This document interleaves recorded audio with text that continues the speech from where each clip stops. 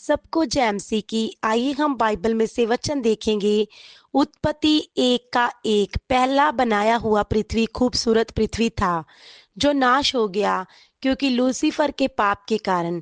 परमेश्वर पहले पृथ्वी को अच्छा खूबसूरत फलदार बनाया था, लेकिन लूसीफर के पाप के कारण उसने अपने मन में परमेश्वर के तुल्य होने की योजना बनाया, इसलिए उसको नीचे गिरा दिया और उस पृथ्वी को भी नाश कर दिया। लूसीफर पहले अदन की वाटिका में रहता था, लेकिन उसके अंदर घमंड आया। लूसीफर के पाप के कारण पृथ्वी पानी में डूबकर नाश हो गई। पृथ्वी नाश हो गई तो भी परमेश्वर का आत्मा पृथ्वी पर मंडलाता रहता था। परमेश्वर ने हमें पृथ्वी पर अच्छे से तंदुरुस्त रहने के लिए बनाया था, लेकिन गिरे हुए स्वर्गदूत जो दुष्टता की सेना, आत्मिक सेना है, हमारी जिंदगी को बर्बाद करने की कोशिश कर रहे हैं। जैसे नाश हुई पृथ्वी के ऊपर परमेश्वर का आत्मा मंडलाता रहता था, इसी मुताबिक शैतान के तंग करने पर भी हमारे ऊपर परमेश्वर का आत्मा मंडलाता रहता है। पानी के नीचे अंधकार में पड़े हुओं को परमेश्वर बाहर ले आया, अंधेरे को हटा दिया। इसी मुताबिक परमेश्वर शैतान के तंग करने की हालत से उठाकर खड़ा करेगा। परमेश्वर उस पृथ्वी की हरियाली बनाएगा, फलदार पेड़ों से भी भर दिया। इसी मुताबिक पूरी तंदुरुस्ती वापस देकर हरियाली बनाएगा, जीवन भी फलदार हो जाएगा। आदम को गुमराह कर कर लूसीफर सरदार बन गया। गिरा हुआ स्वर्गदूत लूसीफर अपने आप इस संसार का ईश्वर बन गया और लोगों की बुद्धि को अंधा करके रखा हुआ है ताकि सही परमेश्वर को ना पहचान सके। जगह जगह पर ईश्वर के नाम से बैठकर लोगों को धोखा दे रहा है। गिरा हुआ स्वर्गदूत ईश्वर बनकर जगह जगह पर बैठा हुआ है। यीशु मसीह इन सब का परमेश्वर है। शैतान की शक्तियां पहले मनुष्य आदम को दी हुई सब आशीषें और अधिकार को लूटकर अब लोगों को मुफ्त में बांट रहा है।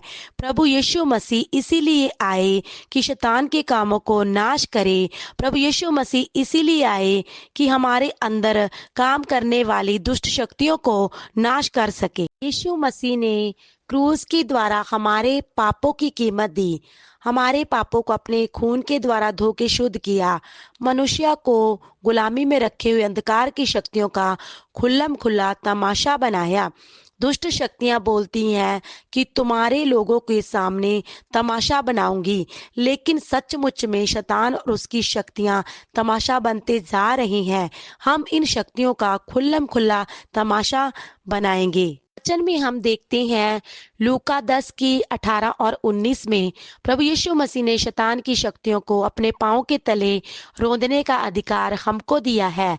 प्रभु के फजल से दुनिया भी जो शक्तियों उसे तंग कर रही है, उन शक्तियों को यीशु के नाम से पवित्र आत्मा की शक्ति से अपने पांव के नीचे कुचलने और रौंदने का अधिकार हमें दिया है। आज से इन शक्तियों को अपने पांव के तले जैसे कीड़े को रौंदते हैं ऐसा रौंदेंगे। यह अधिकार प्रभु यीशु मसीह ने हमें दिया है, शैतान के सिर को कुचल दिया है। दुष्ट आत्माओं का काम है थरथराना। हमें परमेश्वर के हर वचन को मानते हुए हमें परमेश्वर के अधीन होना है और उसके बाद शैतान का सामना करना है, तभी शैतान भाग जाएगा। वचन को मानते हुए अपने आप को परमेश्वर के अधीन कर देना है।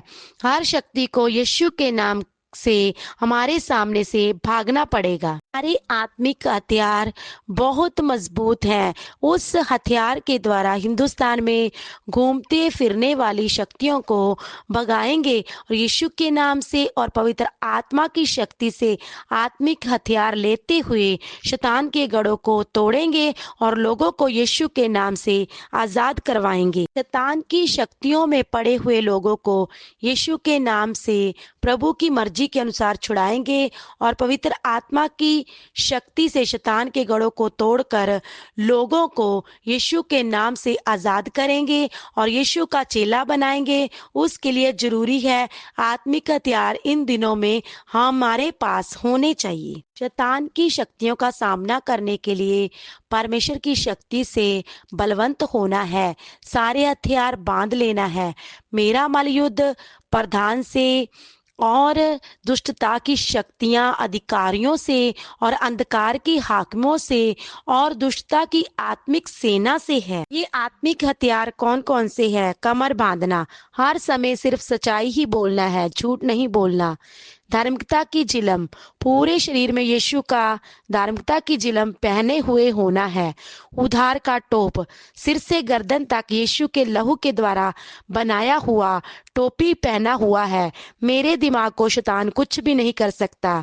सुसमाचार की तैयारी का जूता, जिधर जिधर मौका मिलता है उधर उधर में सुसमाचार की गवाही देंगे। विश्वास की ढाल, शैतान के सारे जलते तीरों को सामना करने के लिए विश्वास की ढाल, आत्मा की तलवार जो वचन है।